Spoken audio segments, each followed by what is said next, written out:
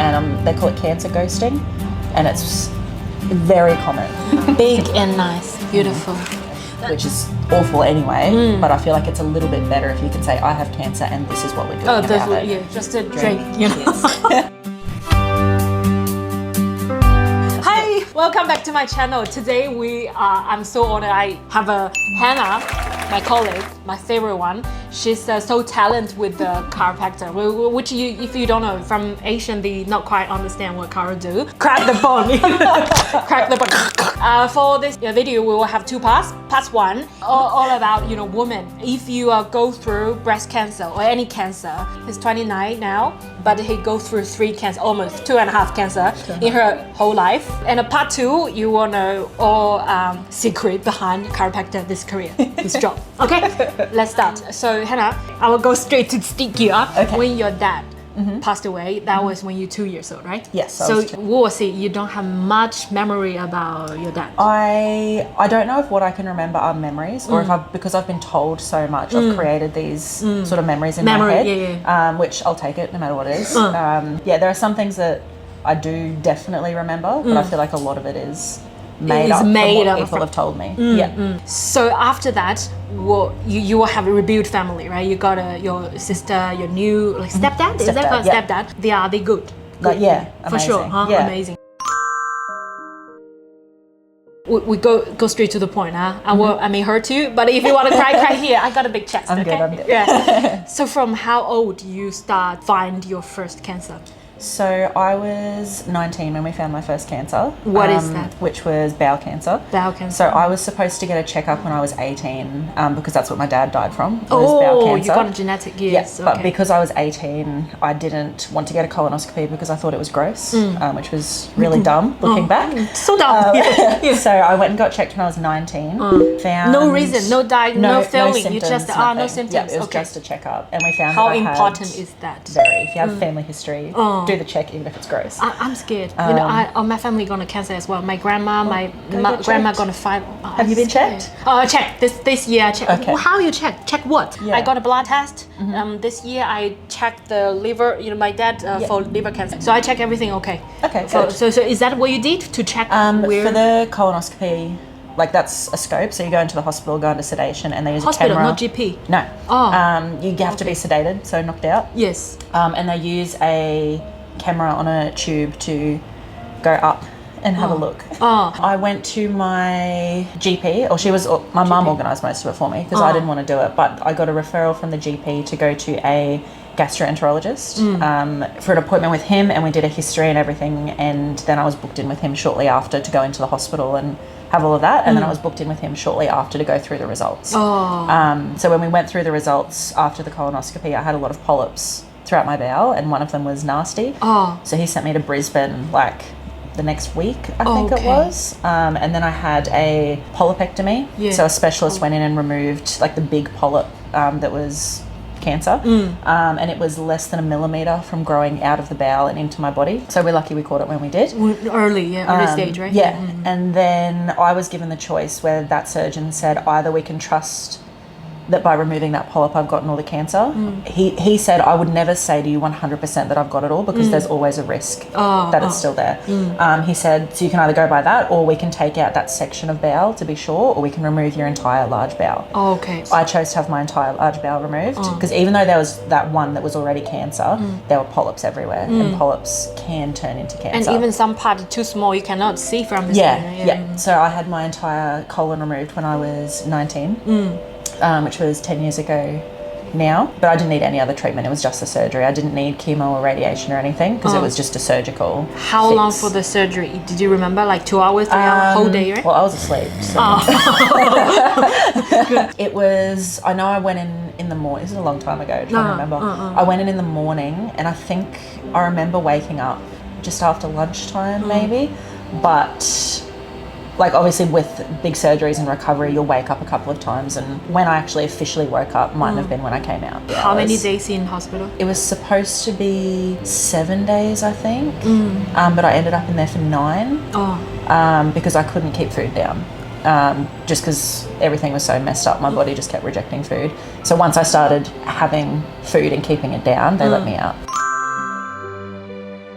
Only 19, so it would be big shock for your mom, right? Yes. I remember sitting in the room with her talking to the doctor to get the results, and when I'd woken up from the first surgery just to get the polyp taken out, they told me it had taken longer than expected, and so to me that meant it was something bad. So I started researching straight away and looking at my options and what it could look like moving forwards, because in my head I'm like, it's cancer, like it's bad. In our culture, nobody think 19% can have cancer. Yeah, especially bowel cancer, like that's an old person disease. But I was sitting with my mum and my godfather, who is my dad's best friend, brother. Brother. Okay, yeah. So they were in the room with me, and the doctor said it is cancer. In front of you? In front of me and mum and in our culture, my uncle. our doctor will say, oh, I got something to tell your family. My dad is the last one to know he's got liver cancer. But he can tell from everybody's face, right? Yeah. They both started crying straight away, but I was like, well, what are we going to do? Well, like, good. I've done all the research. What are we going to do now? That's hold right. it together. We've got stuff to do. Yes. After that, I had a little bit of a meltdown, and like I had to call my partner at the time and tell him. Oh, you got a partner at that time? Yeah. Okay. Yeah. I was in Brisbane, but that's when I was still living in Mackay. Oh. But yeah, so I had to make a few phone. My partner at the time came down. I think I had the surgery like 2 days after or something, so there wasn't a lot of time. I just went we all thought Australia, just slow, everything's slow, but I've come to very serious thing. They're very quick. I'm very lucky in that I was on my parents' private health, and I'm lucky enough now to be able to afford private health. It's something that I'm very aware of, is that if you don't have private health in Australia, you will wait. It can slow things down quite a lot. Wait until you die.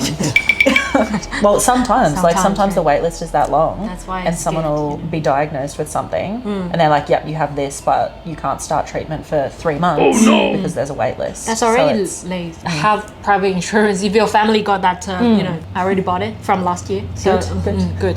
That is your first cancer, huh? I know your family will support you for sure anyways. That's very good part. But for partner part, it's a little bit hard, right? For our culture, if we got a sick, even parents, long time in front of a sick person, you will feel a little bit, I don't want to do it, but I still want to help you, but I don't want it too close to you. Am I make sense? Yes. So that feeling, he support you or give you some face? He did support me, but at the same time, like we were only 19, and it was just a surgery. I never got sick. I had the surgery, and then it was sort of done. Like over the years, a lot of checkups to make sure there was nothing else growing there, because I do still have a bit of bowel left. Like in terms of the bowel cancer stuff, it's been pretty crazy. I've got a really good doctor who takes very good care of me. It was easy compared to breast cancer, but even just what other people go through, like with their bowel cancer, mine was very, very easy. The second cancer is coming, right? Yes. How old is your second one? I was 25. So you go back to study? Yeah, so I finished my degree. I'd been working for a couple of years. I just bought my house. Wow. So I've got no family history of breast cancer whatsoever. I went to the GP for something completely different when I was like years ago, and I had really big boobs, and I said something to her about it, like feeling lumpy or whatever, because they were big, how you touch, like I always did my breast exams in the shower, because to me that was easiest. Like I was already naked. What I'd studied and what I'd seen, like just to check every month is a good idea anyways, just to make sure every month. Okay. Because women work on monthly cycles, and so that's when we get changes in tissue. Period. So if you check at the same time in your cycle or on the first day of each month, because then you get a good idea of what your breasts should feel like, or what's normal for you. So I always did my checks in the shower and never really felt anything. They were lumpy, but they were always lumpy. Yeah, so, some people, they lumpy whole life. Yeah. The only reason I ended up founding the cancer that I had was because of a boy that I was seeing at the time. I'm not going to go into details, but I'll say I'm very grateful that he's a boobs man. Okay. So he was applying a lot of pressure to that area, and all of a sudden it hurt. Like someone got a knife and jammed it into me. Oh, you feel hurt. It was so painful, and I said, like, stop, something's not right, that's hurting, something isn't right. So then I laid on my back, and we were feeling, and we could feel this lump. It was like golf ball sized lump. I've felt lumps before, but they've never been painful. So that was on a Friday. On the following Tuesday, I booked in with my GP and said, like, it's a lump, and I've always had lumps, but this is painful. Like, you have to put a lot of pressure, but it's painful. And she said, normally I'd say not to worry about it, but because of your history with cancer, I'll send you off to get some imaging done. So then that was the Tuesday. On the Thursday, I went in for an ultrasound of just my left breast. She found something on the imaging. This was the sonographer. Yep, so with the jelly and all that. And she said, I'm going to go get the radiologist to have a look at it. Worst case scenario, we might need a biopsy. And my mum was there with me, and I thought, okay, fine. So the radiologist came in and he said, right, we're going to need a biopsy done. Yeah. So follow me. So I went around, and it's a really fine needle that they just inject and straight way to do that. Straight you don't away. need to book for another time. No. Oh, okay. So they got me straight. Is that hurt? Do you need a numb? Like it hurt, but it was just a needle. Yeah. So it was fine. From where? From the side of the. So they went. If my boobs are like here, they went in like from the side. Oh, side, like not a nipple nipple. Kind of thing. Okay. No, not nipple. Okay. So they took a biopsy of that, and he said, worst case scenario, we'll need a core sample biopsy.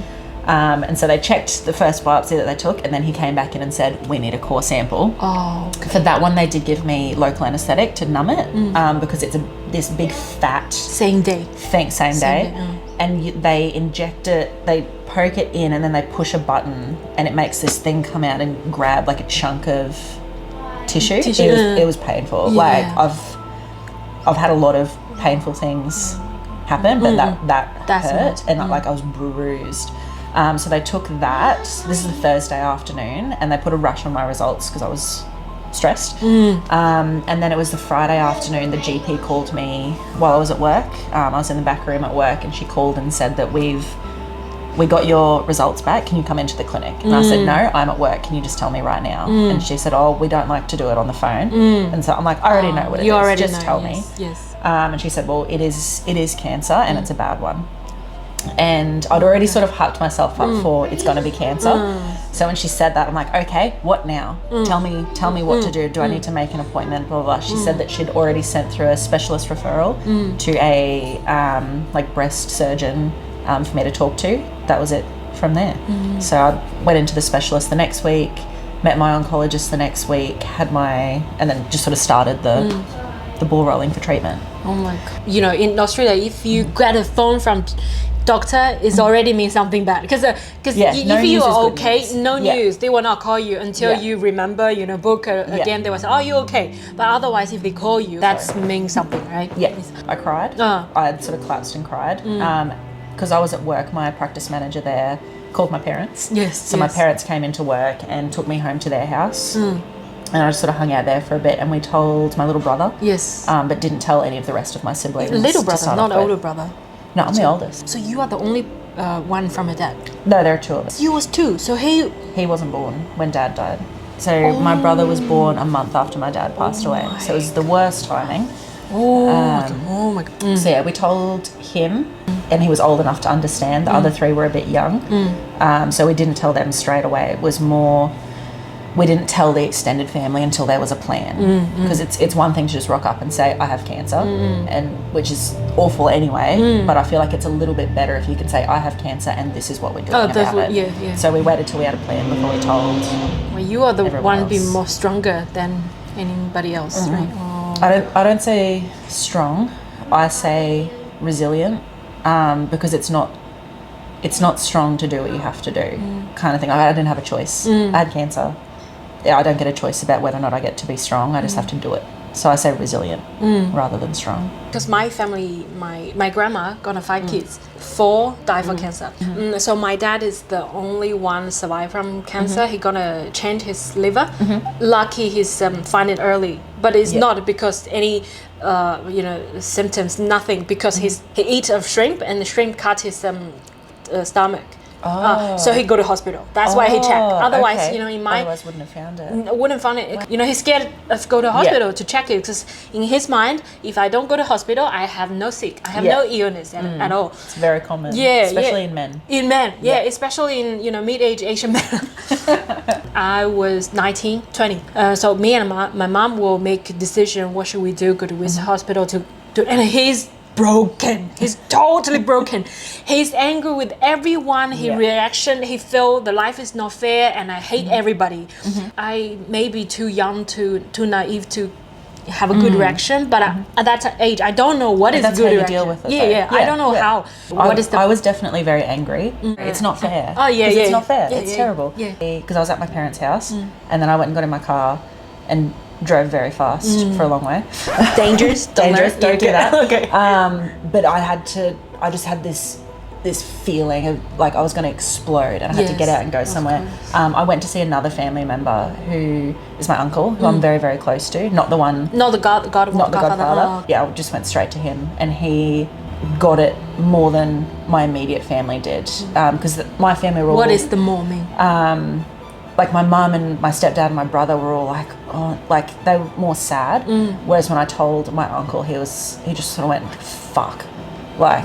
Give you the like, right reaction, right? Good, that's so the right one. That made not that it made me feel better, but it felt more proactive than just being sad. Like I felt like I had to do something. So I went to my uncle. Fight. Yeah. Girl, fight. Yeah. How you solve the problem? So I met my oncologist, and he said active treatment was going to be about 6 months. I was going to do chemo first and then surgery.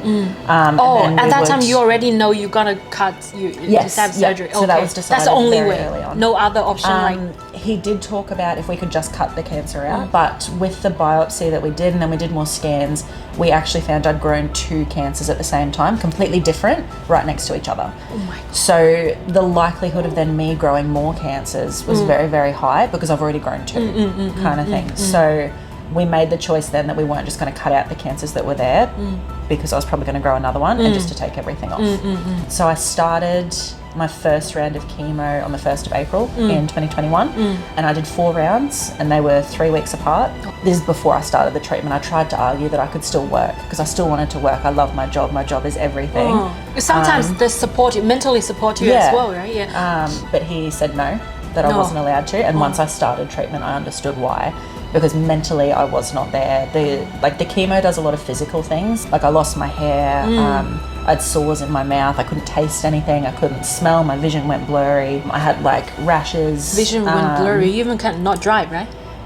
It would only be blurry for a couple of days after the infusion, after the medication. So there's all like the physical effects, but then also mentally, like my memory was terrible. I had really bad brain fog, so I'd like struggled to remember, function. Much. I couldn't get jokes. My sense of humor went away, which for me is a big deal. Big deal. Like my family commented to me after I finished the treatment, and my brain started coming back.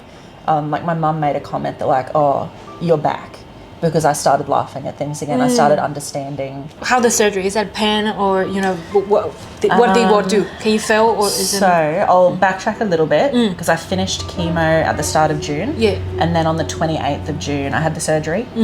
So I had a double mastectomy, so both boobs gone, and we took all my lymph nodes out of this arm. So that's why I'm you kind of feel lymphedema on that one. In surgery, I was in hospital for 5 days. Oh, just 5 days. It's meant to be 7, but usually women who get this surgery are like over 50. Yeah. Because it's not a young person disease. So yes. I healed really quickly. There was almost no pain at the surgery site. The worst thing was the surgical drain. So these little tubes. I had one on each side. And tubes that go in to help all the fluid. Blood fluids, yeah. 1 day, 2 days. Oh, no, like nearly 2 weeks. Oh, even horrible. You go home. Yeah, so I had to take them home with me. I had Shower? to carry these little bags to hold the. It was horrible. So when they came out, it was such a relief, but virtually no pain. That one's from my portacath. So when you have chemo infusions, it used to just be through a vein in the arm, but that's really bad for the veins. So they put a device in my chest that, like about that big, and it's got like a squishy surface that goes into a chamber that has a lead that goes into your vein. So rather than having a needle in my arm every time, they'd put a needle in that, in my chest. Camel, 3 months, it was in there for about a year. They don't usually take them out so soon, but I developed a blood clot on mine, so we wanted to get it out before the blood clot went anywhere. So your family will drive you there, drive you here, and cook for you, prepare for your life, functional life, right? Yeah, it took me to appointments. My grandma and my nana both stocked my freezer with meals, so that I didn't have to cook, which was really lovely. Oh, yeah. Like, oh wow. For us, we my dad, everyone until they pass away, my grandma don't know. Oh. Because my grandma is gonna, lose a little bit, not very strong, but we can cheat her. She always asks, "Where's my, second son?" I say, "Oh, just go to another country." So then she will, and maybe 2 months later she will ask again. And we'll tell, that's not healthy. So in your family or in your culture, you won't let everybody know. We'll let everyone know. Yeah, good. Grandma would come over and clean the house for me every week. My granddad would come and do the gardens. So I had a really good support system. As your point, if you see back, as a person who got a cancer, what do you want the reaction from them? Because I know if we needed time to hug each other and cry, but that cannot last. You cannot help anything. So obviously there's the sad time, but the way that I dealt with it a lot, and my family deals with it, is with really dark humor. Like we just try and make jokes dark humor, yes, as much as we can, because it's just shit. Yes. And that's all it is. It's not like I can't stand the saying everything happens for a reason. I hate it because there's no reason good enough that my dad had to die when I was 2. Why is so young? That my brother never got to meet his dad. That I keep getting cancer. There is no reason good enough for any of that. So we try and make light of it as much as we can by making jokes about it. Like when I was first diagnosed, one of my patients at the time had breast cancer, and so I spoke to her about it as well. She didn't mean it in a nasty way, but she said, "You're going to lose your friends." Huh? And I said, "No, I won't. Like I've got amazing friends, not family, friends." Oh, friends. And I lost a lot of friends, a lot, who when I was first diagnosed, they all said, "Yeah, let us know if you need anything, we'll be there for you." And then when I needed them, gone. I think if my not very close friend. I mean, if friend like some friend like to be honest, like these you are and my me. best friends. Oh my God! It's like teach me. Okay, what is your friend? You ask for your friend to do. I just wanted to spend time with people because I was just or come over and watch a movie with me or just spend time because it's so isolating because your immune system's weakened. You can't go out and do things. So you just want to. Chill, but I understand that it's very hard to watch someone you care about. Yeah, true. And it's actually very, very common. Once it happened to me, I looked it up, and they call it cancer ghosting, and it's very common to distance yourself from a friend who has cancer because you can't deal with it, which is horrible. But I feel like cancer ghosting, I feel like I lost the friends who were never supposed to be there, and I found true friends who were willing to stick it out no matter what. A couple of the friends who I did lose, like if I ever get married, they would have been my bridesmaids kind of thing, and they left very early on. Whereas I've made new friends since then who I don't know how to put it nicely. They've got stronger character, where if something were to happen, we would be there for each other because they've been through it with me. I know I'd be able to do it for them, and I feel like it's a much stronger bond because it's already happened, kind of thing. And they didn't just leave when it got tough. They stuck it out and supported me and came and hung out. And so like my best friend in Mackay, she and I have a relationship where like we still chat, like like on Snapchat and things like that most days. And it's just very casual, but when we see each other, it's like no time has passed. So I think because especially after going through cancer treatment and losing those friends that I thought were my forever friends, I'm a lot more picky about who I let into my life now. And if I can tell that the kind of friendship that I'm being offered is fake or flimsy or like a fair weather friend kind of thing, I'm not interested in it. Whereas if I have a real connection with someone and that connection is more important than any distance, that's my person. Yeah. Well, thank you to let me know. Thank you to teach everyone. Because if your friend got that one, don't cancer ghost them. Just to knock the door, drink, put movie. Even don't talk about cancer. Even if you don't want to talk, don't talk. Show up. Just to show up. Just to show up. Let them know that you're there. Drink. Just to drink. You're not allowed to drink, right? When that time. I mean, you're not supposed to. You're not supposed to. I did. After that, you were just at 25. Then you fix everything, like in half year. We should say you half year. You back to yourself. You back to Hannah. So I got to go back to work after 6 months, and I was counting down. Finally got to go back to work. I was on limited hours, so I was only doing like 15 hours a week or something like that because I was still very tired. I was still in treatment, but it wasn't considered active treatment. So I was still getting medication and having symptoms and all the rest, but I could function well enough to go to work. I saw your Facebook. You before you have the surgery, the cancer. You got the 3D clay. You know. Yeah. Is we did the plaster cast. Is that real one? Your real one, right? Yeah. Your real boobs. Yeah. So that is very big. Okay. Yeah. That's truly very big. Yes. Okay. You know that 3D. How much for that? Do you remember? Oh, I did it myself. My cousin came to help and a friend.